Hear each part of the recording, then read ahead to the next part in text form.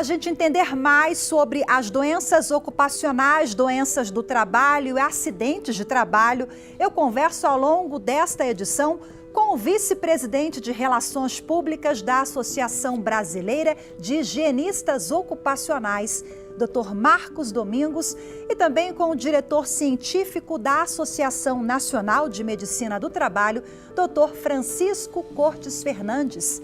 Muito obrigada pela participação de vocês dois. Sejam bem-vindos ao programa. Muito grata pela disponibilidade, viu?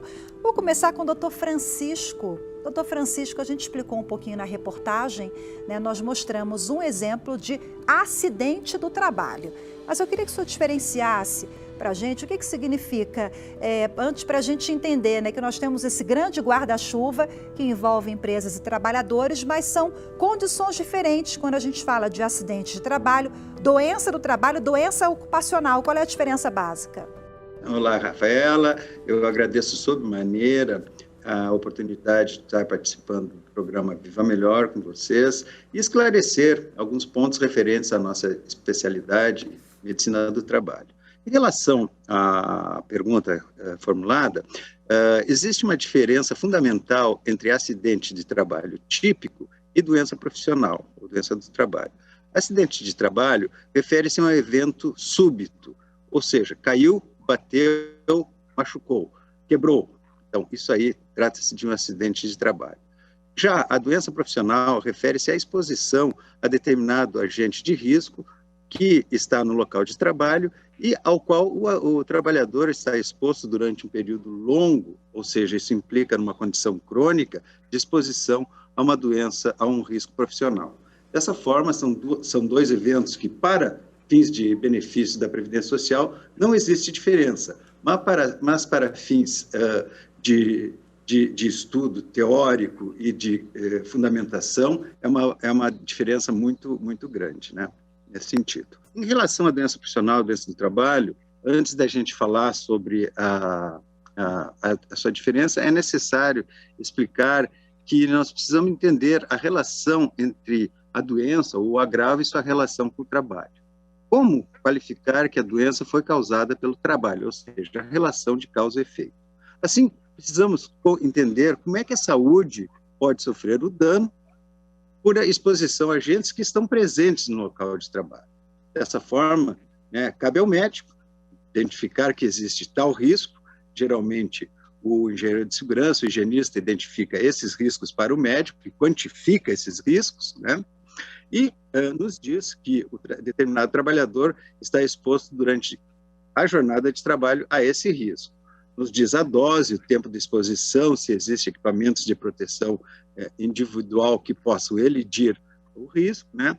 E assim que foi identificado esse risco, a gente identifica se houve ou não doença, ou seja, faz o diagnóstico de existência de uma doença. Dessa forma, nós fazemos o quê? A relação de causal, ou seja, existe nexo causal entre o trabalho e a doença. Doutor Marcos Domingos, seja bem-vindo mais uma vez também.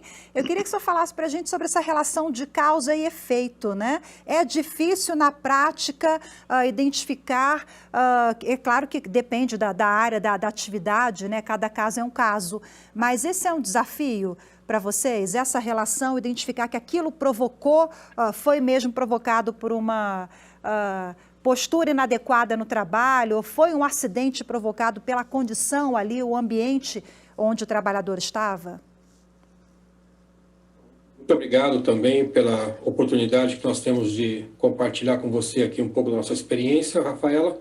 A questão formulada inicialmente, o termo se é doença do trabalho, doença ocupacional, ela tem um pouco de história nisso, né? Lá no começo, a gente ouvia falar de doença do trabalho. Mais modernamente, falamos de ocupacional, porque nem tudo que a pessoa pode ficar doente está legalmente atrelada a trabalho, mas pode ser uma ocupação. Imagina um pintor, nós já tivemos na nossa história aí um famoso pintor brasileiro que morreu por intoxicação por chumbo. Então, não era empregado, né, formal, ele tinha uma ocupação e por isso ficou doente. Assim como em casa, também até as pessoas que limpam a nossa casa podem ter isso, né? Então, nós higienistas, nós temos uma formação eclética e nós trabalhamos muito de braço dado com os médicos. Então, nós vamos ao local de trabalho, nós fazemos uma avaliação qualitativa da exposição ocupacional, tentamos identificar, então, que produtos ou que agentes nós temos lá, não é? E se há um potencial de dano ou não. E aí nós vamos poder, às vezes, quantificar isso, né? Nem tudo pode ser quantificado.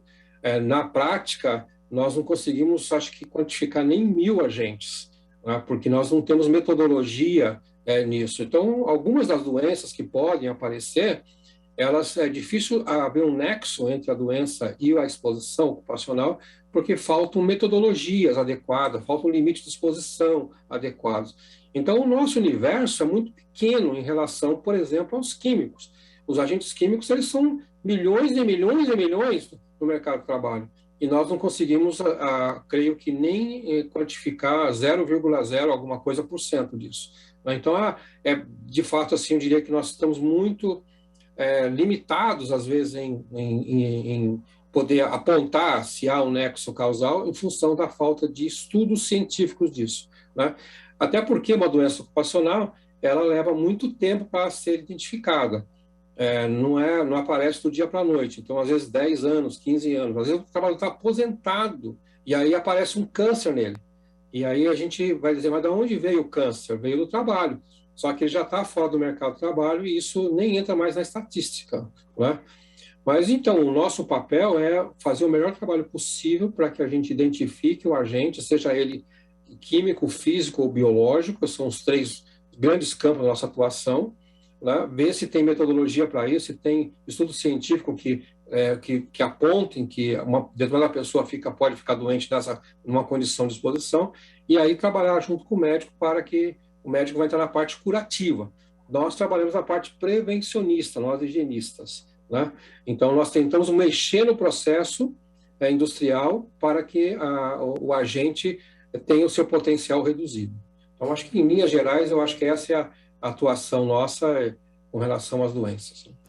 Bom, feitas as apresentações, a gente falou um pouquinho, né, sobre cada tema. No segundo bloco, a gente vai destrinchar melhor esses assuntos. Eu vou pedir licença para os senhores agora. Vamos partir para o intervalo rapidinho e a gente já volta a conversar, viu? No próximo bloco, nós vamos falar de avanços. 2022 começou com a inclusão da síndrome de burnout na classificação internacional de doenças da Organização Mundial da Saúde, OMS. Mas o que mudou? Qual a importância dessa medida? Assunto para daqui a pouquinho, voltamos já.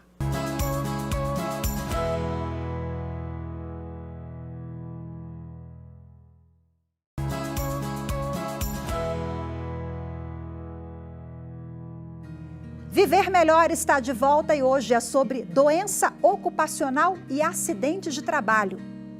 O ambiente de trabalho acaba sendo o local onde as pessoas passam a maior parte do tempo. Por isso, nos últimos anos, a saúde corporativa vem assumindo mais relevância dentro das empresas, o que dialoga com a saúde e o bem-estar do trabalhador. Um exemplo dessa mudança de paradigma entrou em vigor no início deste ano. Desde janeiro de 2022, a síndrome de burnout ganhou uma descrição mais detalhada na CID-11, Classificação Internacional de Doenças da Organização Mundial da Saúde, a OMS. A inclusão é considerada um avanço por especialistas e já mostra bons resultados nas relações de trabalho. A síndrome de burnout, também chamada de síndrome do esgotamento profissional, é uma doença ocupacional que traz distúrbios emocionais graves, estresse crônico. É provocada por exaustão física e emocional em ambientes de trabalho hostil, de alta competitividade, com excesso de cobrança, prazos ou horas de jornada. A causa, ela sempre será o excesso de trabalho que vai levar as pessoas a um quadro de exaustão. Então, a pressão externa em relação à produtividade e a interna também da pessoa ocasionam esse tipo de situação que pode trazer desfechos trágicos na vida de alguém. A pessoa ela se sente muito mal ao se deslocar até o trabalho, tem uma sensação de negatividade constante, como se fosse um peso estar ali. A questão do presenteísmo, ela está presente de corpo, mas não está conectada com aquela atividade. Dores musculares constantes, alterações no sono, no apetite, na falta de concentração. Desde janeiro de 2022, a síndrome ganhou classificação internacional da OMS, conforme descrito na CID-11. O burnout é caracterizado por 3 elementos: esgotamento emocional, distanciamento mental do emprego, indiferença ou negativismo em relação ao trabalho que antes gerava engajamento e redução da eficácia ou da realização profissional. O problema é que esses sintomas não são específicos do burnout e podem aparecer também em outras doenças. Daí, os desafios de médicos e profissionais que vão atender o trabalhador com burnout. Muitas pessoas falam de uma forma errônea que o tratamento para essa doença seria descansar, a pessoa ela tirar umas férias, e não é bem por aí. A pessoa, nesse caso, quando ela é acometida por tais sinais e sintomas, a gente tem que fazer uma mudança na qualidade de vida do indivíduo. Então, não adianta ela só descansar. Então, tem que ser mudado uma série de questões atreladas à vivência do dia a dia, às atividades, questões internas de autocobrança, de pressão, de sensação de incompetência ou a assertividade para lidar com as pressões do ambiente. De volta agora com os meus convidados para a gente repercutir o burnout e outras questões relacionadas às doenças de trabalho e às doenças ocupacionais. Ao meu lado hoje, no programa, os médicos especialistas em saúde pública, Marcos Domingos e Francisco Cortes Fernandes.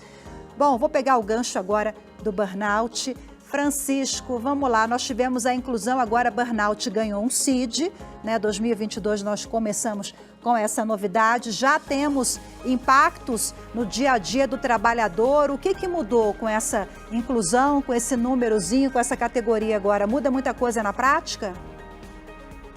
O CID-11, que é essa nova versão, a classificação internacional de doenças, né? É uma forma de codificar doenças, né? E eu acredito que é um avanço, realmente é um avanço do ponto de vista de exercício da medicina do trabalho, pois nos põe frente a uma codificação realmente de uma doença, uma síndrome que existe e torna mais fácil o trabalho do médico, né? O burnout é um estado de tensão emocional, estresse provocado por condições de trabalho. E isso é importante que se tenha em mente que não existe burnout em situação fora de trabalho, né? Então, os profissionais da área médica, as profissionais da área de saúde, policiais, professores, enfim, são as pessoas, os profissionais que são mais acometidos dessa síndrome.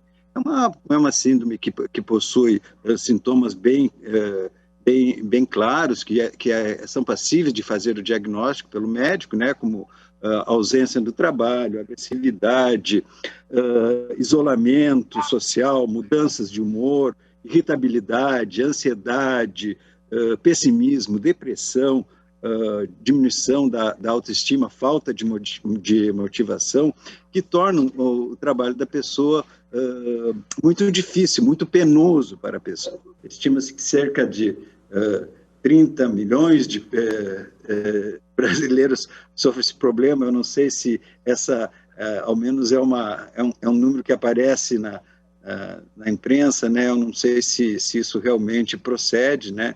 Então, eu acho que precisa mais estudo, uma coisa assim mais robusta para a gente firmar esse número que aparece, né? Eu vou pegar o gancho agora, Francisco. Você falou de números, realmente um número que me intrigou nessa apuração e eu quero destrinchar mais com vocês agora.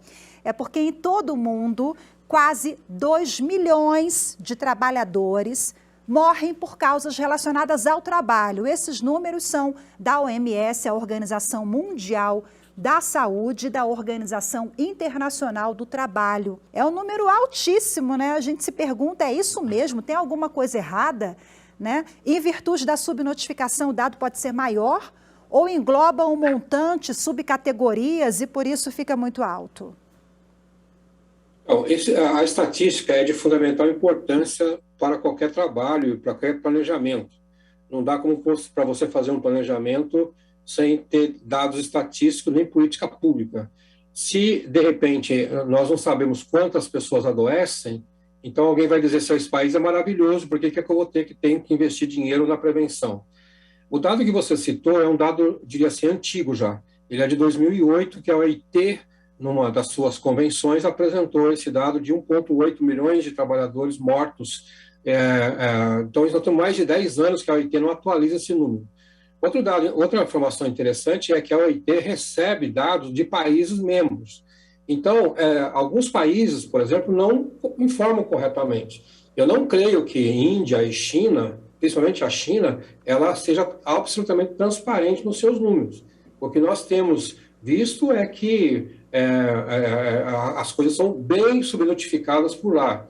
Se você pegar, por exemplo, também outros dados, como no Kuwait, agora, onde vai ter a Copa do Mundo, se fala no verdadeiro genocídio de muitos imigrantes que morrem na construção dos estádios. Então, esse número poderá ser muitas vezes maior, porque nós não temos uma realidade. De certo modo, no Brasil, nós também não temos boa informação. A única fonte que nós temos de informação de acidentes e doença é o INSS, que divulga até com certo atraso. Por exemplo, nós não sabemos o que aconteceu no ano passado, 2021. Nós sabemos, o último dado que eu consegui localizar foi de 2020. E aí me impressionou muito, porque o INSS diz que nós tivemos cerca de 30 mil doenças ocupacionais em 2020. Esse número é 4 vezes ou quase 5 vezes o que vinha acontecendo. Curiosamente, nós vamos observar que essas 30 mil doenças apareceu mais de 10 anos atrás no Brasil. E depois ela começou a cair drasticamente, sem nenhuma explicação, porque nós não vimos nenhum avanço nas medidas de controle, na prevenção, para que esse número caísse. E agora, misteriosamente, surge um número desse. Também fui ver nos Estados Unidos, que tem uma estatística muito mais apurada, tem inclusive um ministério da estatística lá, e, de fato, em 2020 também eles tiveram 400% de aumento em relação às doenças. Quando você faz eu fiz um comparativo entre lesões por acidente e doença, nos Estados Unidos as doenças ocupam 40% do número de acidentes, o que normalmente era 4%, 5%. Então aí fica uma pergunta agora muito difícil de responder, que é o seguinte: a Covid tem o que a ver com isso? Né? Então, como nós estávamos praticamente no auge da Covid, então ainda há muitas dúvidas para o futuro, para poder responder isso em termos de doenças, dessas estatísticas todas. Né? A questão do burnout que você mencionou é uma questão, por exemplo, que a gente, como higienistas ocupacionais, não sabemos muito o que fazer, porque isso é uma questão multidisciplinar para ser tratada. Não é uma questão só do higienista que olha agentes físicos, químicos e biológicos. Não é só do médico que vê a parte da clínica dele, mas são psicólogos, são assistentes sociais, são até administradores. Veja que isso aí é um negócio tão doido que até esportistas poderiam ser enquadrados dentro dessa categoria. Você vê agora o nosso campeão Medina, também que, de certo modo, é um burnout que ele teve, né? Tivemos a campeã olímpica americana que desistiu dos Jogos Olímpicos, tivemos aí 2 anos atrás uma jornalista famosa também que acusou o mesmo problema. E como resolver isso? Só um tratamento multidisciplinar. Maravilha, eu vou passar a palavra agora para o Francisco. Francisco, qual é a leitura que você faz dos dados? Quase 2 milhões de trabalhadores morrem no mundo. Esse dado é antigo. Domingos levantou essa questão aqui porque a gente tem essa dificuldade mesmo com dados, né? Quando a gente traz para a realidade do Brasil, pode ser pior, é preocupante também? Eu não gostaria de fazer o exercício de adivinhação, mas eu concordo com o Marcos, porque que realmente existe alguma coisa nebulosa que e isso aqui não é só Brasil, acho que é no mundo inteiro, nós temos essa dificuldade de compilar dados. E se nós não sabemos os dados, nós não conseguimos gerenciar. Essa é o nosso grande problema do ponto de vista de profissionais que trabalham com a segurança e com a medicina do trabalho, né? Veja bem, o INSS concede ao redor de 400 mil benefícios por mês. E desses 400 mil benefícios, entre 2% a 3% deles estão relacionados ao trabalho, ou seja, são doenças profissionais ou acidentes de trabalho. Obviamente que nós temos alguns acidentes que são mais frequentes, geralmente são fraturas de mão e de punho, que são os acidentes mais frequentes. Depois, se não me engano, vem acidentes de perna. E depois eu acho que 12º, 11º lugar no ranking vem as tendinites, que daí é uma doença profissional, não é um acidente típico, né? Depois, em 15º, vem a reação ao estresse, que muitas vezes eu acredito que esteja embutido o burnout, que nós não tínhamos essa nomenclatura e ainda não sei como o INSS vai adotar o CID-11 dentro do seu sistema, né? Porque o sistema do INSS baseia-se em codificação de doenças, né? E como o Domingos falou, realmente o problema do burnout relaciona-se a uma avaliação psicossocial. E essa avaliação psicossocial muitas vezes difícil, não, é complicada de fazer do ponto de vista da prática diária, né? Então, nós necessitamos muitas vezes do concurso de um psicólogo ocupacional ou outro profissional de assistência social que nos ajude, que nos dê informações que façam com que a gente possa gerenciar esse problema, né? Francisco, você já adiantou aí um pouquinho, né, em relação ao ranking ali das principais doenças. Agora eu queria passar a palavra para o Domingos, né, para ver se a gente tem de fato ali as profissões, né? Quais são as áreas de risco, as profissões ali que o trabalhador tem que ter um alerta redobrado e a empresa também na fiscalização. Você vai apontar com certeza os problemas ossomusculares aí, com os nomes que foram atualizados, mas esse é um assunto tratado pelos ergonomistas, que faz parte também do nosso grupo prevencionista, né? Então, das posturas inadequadas, dos esforços repetitivos e até da organização de trabalho, que é já uma outra área de atuação. Eu queria informar também que quando você vai para o INSS, então, que é a nossa única fonte de dados, e você procura, por exemplo, quantas pessoas ficaram surdas no Brasil, o número é ridículo, não é? É quase como nós não tivéssemos esse problema, porque não consegue identificar claramente isso, e a gente sabe que, muito provavelmente, essa deve ser a doença ocupacional, uma das mais comuns, né? Está aí bem paralelo com as doenças ossomusculares, porque quase todo mundo está exposto a ruído em algum lugar, né? E mesmo que seja uma doença crônica, que uma pessoa vai apresentar algum problema de surdez depois de 10, de 15 anos, em condições assim razoáveis, né? Mas nós não temos esses números bem definidos para nós, né? Temos doenças respiratórias também que às vezes nem são identificadas, quer dizer, passam batida. Se não houver a emissão da tal CAT, que é a comunicação, né, isso fica perdido no tempo e no espaço. Né, essas doenças clássicas até, né, como doenças respiratórias, silicose, saturnismo, outras doenças que vão, como algum tipo de asma ocupacional, aí vai. Então, essas coisas não aparecem, os números não aparecem. Né? Então, parece um país das mil maravilhas, porque os números não existem. Em outros países, os números são um pouco mais claros. As atividades que a gente sabe, classicamente, onde aparece maior contingente de doentes, são as indústrias, principalmente as indústrias metalúrgicas, as mineradoras, né, subterrâneas também é um lugar complicado de se trabalhar, fundições também são, né? Então, isso aí, eu diria assim, ao longo da história de milênios, você vai encontrar relatos aí de 1500 já falando desses problemas. O que nós temos hoje é um cenário diferente. né, que é até difícil dizer, porque como o pessoal trabalhando em casa, né, no home office, ele, por exemplo, está completamente sem nenhuma supervisão em termos de segurança e saúde. Então, você não sabe que cadeira ele senta, quantas horas ele trabalha, né? Temos aí um novo fenômeno chamado ergo-oftalmologia, tá?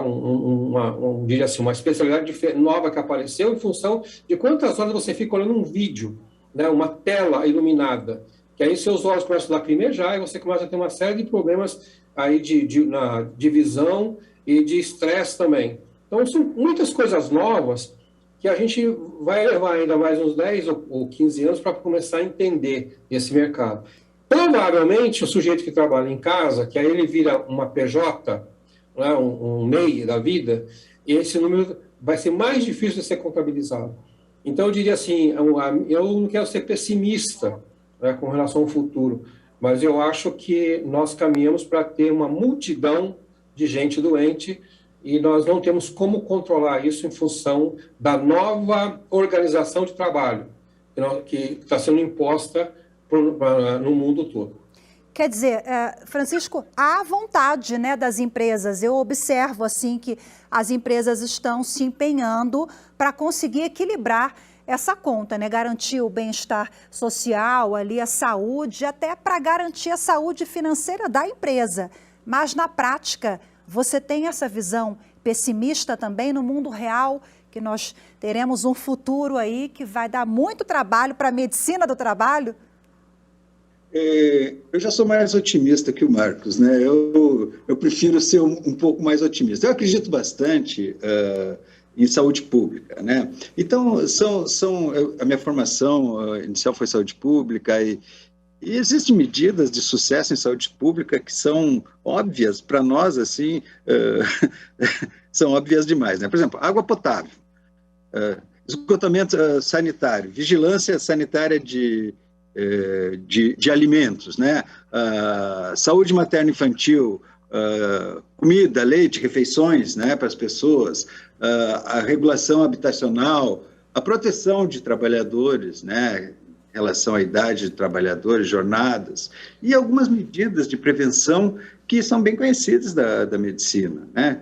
Existe como a gente prevenir. Por exemplo, a prevenção, existem 4 níveis de prevenção. Por exemplo, a prevenção primordial, que é uma prevenção primordial? Você não expor a pessoa a determinado risco, né? Então, se a pessoa, você se expõe ao asbesto, pode ser que você desenvolva um câncer no futuro, em 30 anos, como o Marcos falou. Mas existe também a prevenção primária, né, que é antes da instalação da doença, por exemplo, a caso da vacinação, de você dizer para o trabalhador, faça atividades físicas regularmente, né? A prevenção secundária, que é o que a gente faz na medicina do trabalho, né? Antes do diagnóstico clínico, a gente faz o screening, o rastreamento, faz o diagnóstico precoce, porque quanto mais cedo se faz o diagnóstico, melhores chances nós temos de evoluir melhor a doença, né?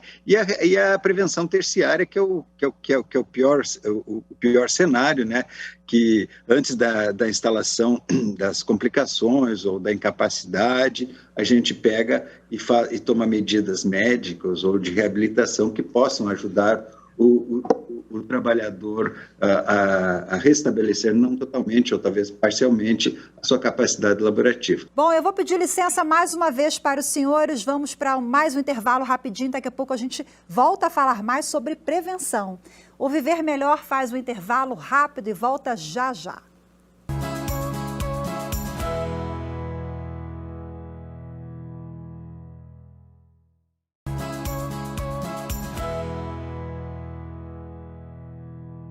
Viver Melhor está de volta e hoje é sobre as doenças ocupacionais e acidentes de trabalho.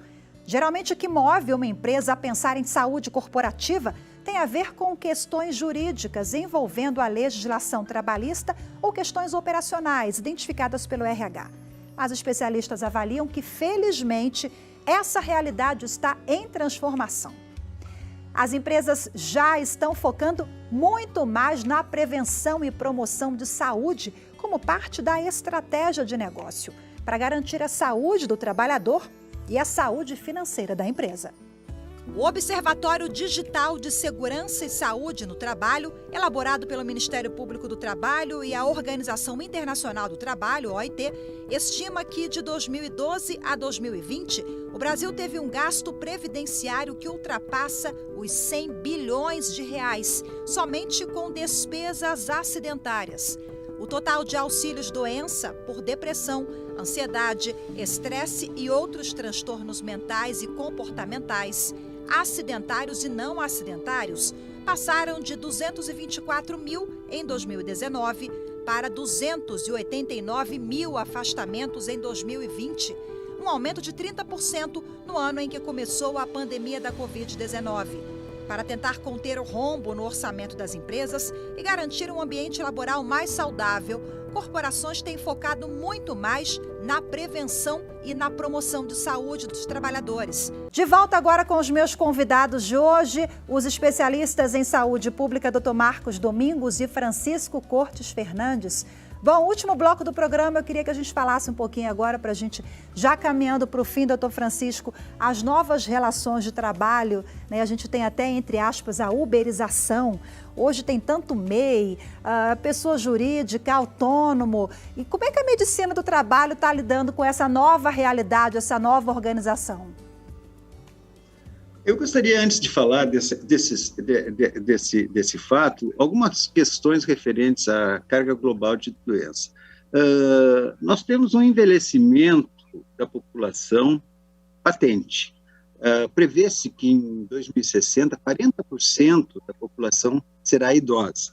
A taxa de crescimento da população caindo nos leva a uma quantidade de trabalhadores idosos, né, juntamente com o aumento da expectativa de vida, né?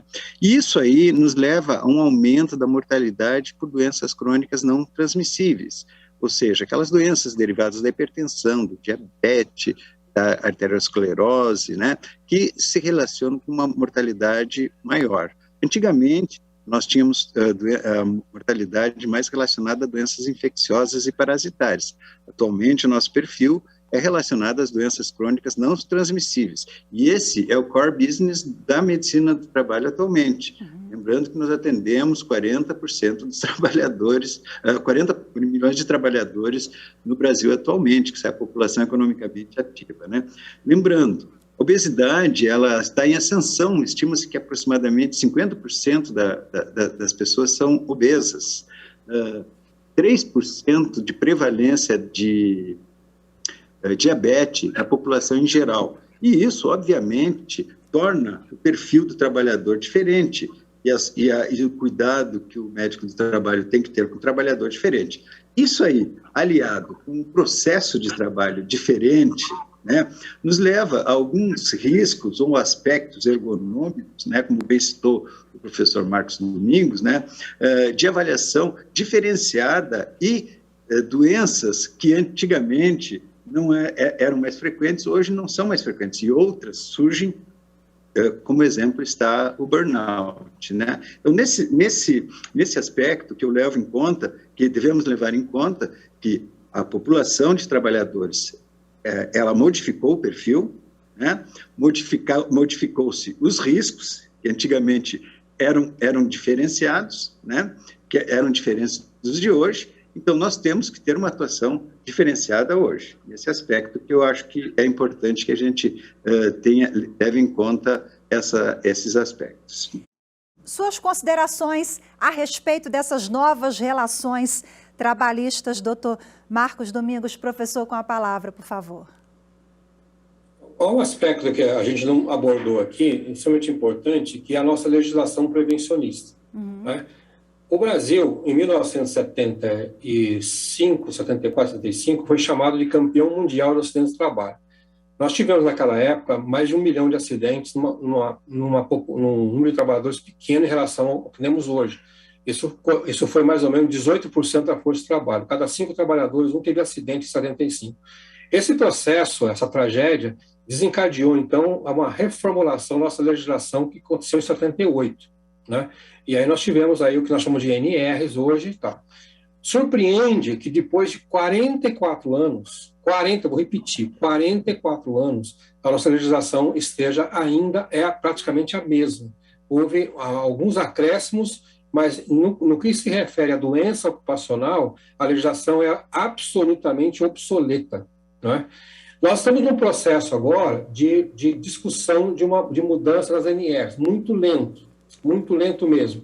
Essas NRs é que elas disciplinam a avaliação ou a identificação, a maneira como nós quantificamos o agente ambiental. No nosso caso, a nossa NR15, a norma reguladora número 15, ela tem 14 anexos, né? Então, vai tratar de cada agente. Isso está desatualizado há 44 anos, né? Então, estamos lá com metodologia que já quase meio século para trás e não tem sido objeto de uma revisão decente. Fica o alerta aqui, né, para que as autoridades competentes tenham um olhar, uma atenção especial a essa questão. Francisco, qual é a alteração mais urgente na sua avaliação? Eu acredito que o reconhecimento de riscos, o reconhecimento adequado de riscos, como o professor Marcos Domingos bem falou, atualização de normas reguladoras onde se faz necessário e a completa ou melhor possível diminuição de níveis de limites de exposição vai nos levar, juntamente com medidas preventivas para riscos de acidentes de trabalho típico, nos levem a uma diminuição dessa explosão de casos de acidentes de trabalho. Obviamente que uma fiscalização rigorosa, juntamente com uma atuação bem firme da segurança do trabalho, vai nos permitir que diminua esses acidentes de trabalho. Obviamente que nós precisamos ter dados, e esses dados são fornecidos, pelo que bem o professor Marcos falou, por um documento que chama-se Comunicação de Acidentes de Trabalho. Esse Comunicação de Acidentes de Trabalho é um documento que pode ser feito online pela equipe de Segurança e Medicina do Trabalho, comunicando ao INSS que houve um acidente de trabalho ou houve uma doença profissional. Dessa forma, nós podemos saber onde está ocorrendo, qual é o local de ocorrência do acidente, para que se tome medidas preventivas e, a partir daí, se diminua a incidência de tais eventos. Bom, última questão agora, eu quero fazer a mesma pergunta para os dois. É claro que, de novo, cada caso é um caso, depende da área de atuação, a atividade exercida, o ambiente em que esse profissional está, mas qual é o dever de casa aqui para empregadores, para trabalhadores, para a gente garantir um ambiente de trabalho com bem-estar, qualidade, entrega de resultados, mas com esse cuidado também, né, com a saúde em primeiro lugar. Professor Domingos. O que nós temos observado, Rafaela, é de que muitas vezes a empresa anda na frente da própria legislação, e porque ela usa tecnologias, né? Então, se você pegar um exemplo bem típico aqui, a nossa indústria da cana-de-açúcar, que é um dos nossos, da maior riqueza econômica do Brasil, né? Porque o Brasil produz muita cana-de-açúcar, ela resolveu vários problemas de doenças e acidentes na mecanização do seu processo, né? E muitas outras indústrias metalúrgicas, eu me lembro, por exemplo, que eu trabalhei fazendo um trabalho na Volkswagen nos anos 90, e eu tinha soldadores de automóveis que era um processo muito manual. Hoje são robôs que fazem. Então, a mecanização, a tecnologia anda, às vezes, antes da própria legislação. Então, a indústria, até por questão financeira e de lucro, ela vai optar por uma questão de automação, né? Então, isso que tem um problema bom, um lado bom, um lado ruim. O lado bom é que as doenças e acidentes diminuem. O lado ruim é que nós vamos ter mais gente desempregada. E aí eles vão partir para as atividades assim, tipo de Uber, e qualquer outra coisa que é do alto negócio. Eu não fico imaginando que um motorista de Uber, por exemplo, que trabalha 12 horas por dia, quando você entra no Uber, você conversa com ele e a jornada dele não é inferior a 12 horas. está dirigindo um carro por ruas que são ruins e tal. Vai aparecer uma legião de gente com problema de coluna, porque está exposto à vibração, mesmo que o carro seja razoável. Né? Então, isso é uma doença ocupacional. Aí fica a pergunta, quem é que vai cuidar dele?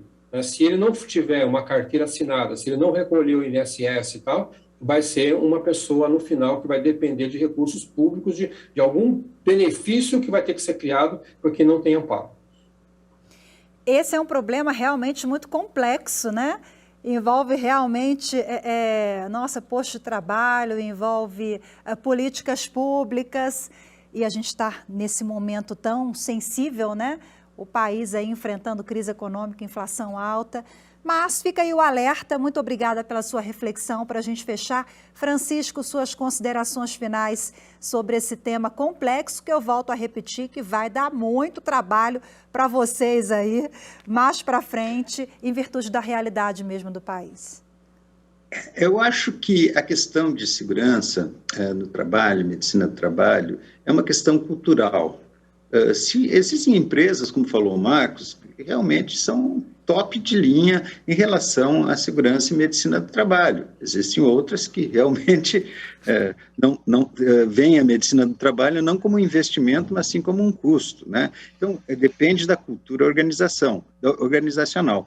E, por último, como bem falou o Marcos, novamente, a questão de uberização. Quem vai ser o pai da criança? Quem vai cuidar, quem vai subsidiar trabalhadores doentes que estão submetidos a trabalhos informais, né? E quem vai custear esse custo, que é um custo que vai ser rateado por toda a população no futuro, né? Então, é uma questão a ser solucionada. Não sei para que lado vai evoluir. Eu acredito muito que as pessoas os trabalhadores, dessa vez falando, os trabalhadores devam ser orientados, devam ser ensinados em relação ao uso de seus equipamentos de proteção e que realmente façam uso deles. É obrigação da empresa ensinar os trabalhadores a utilizar esses equipamentos, informar aos trabalhadores que ele está exposto a determinado risco e que esse risco pode causar determinada doença, né? E cabe ao engenheiro de segurança, higienista, identificar esses riscos nos locais de trabalho e ver qual a melhor medida de proteção para esses riscos. E, por fim, cabe ao médico do trabalho realizar exames periódicos, identificar precocemente doenças que eventualmente possam estar relacionadas com o trabalho, tratá-las, reabilitar os trabalhadores e promover a saúde dos trabalhadores e a qualidade de vida. Eu acredito que essa atuação seja o foco de toda a medicina do trabalho e eu espero que tenhamos no futuro um trabalho seguro, saudável, prazeroso para todos. Esperamos todos, né? Muito obrigada pela participação de vocês, muito grata pela disponibilidade, pelas orientações todas, viu? Até a próxima, doutor Francisco, doutor Domingos, muito obrigada. Muito obrigada a você também que nos acompanhou em mais uma edição do Viver Melhor. Temos um encontro marcado no próximo programa, eu te espero. Até lá. Tchau, tchau.